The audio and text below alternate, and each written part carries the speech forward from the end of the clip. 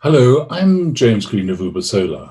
And in these days of the climate crisis, which is going to get progressively worse, everybody has a responsibility to try and reduce their carbon footprint, and which is easier than it sounds, but there are some ways which are really easy in South Africa. And the first of these is to reduce your electricity consumption. The second is to do something very simple relating to recycling and garbage when you go shopping. And although maybe controversial in South Africa, eating less beef will certainly reduce the number of cows, which are one of the major contributors to carbon emissions. But dealing with electricity, the easiest way to do it is to look at the amount of electricity that you use when washing. And 2 minutes in the shower is the equivalent to 30 litres of water at 40 degrees Celsius, which in terms is 1 kilowatt of electricity used. And 1 kilowatt hour of electricity is almost exactly the same as 1 kilogram of carbon.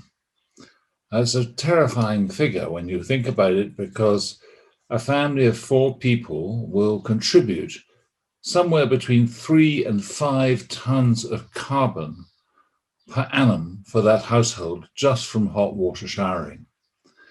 And of course, if you go solar, you can actually get rid of most of that as well as saving yourself money.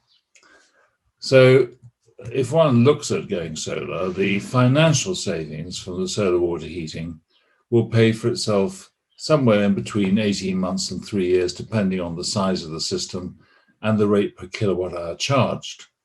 You will also reduce your carbon footprint and help mitigate the climate crisis.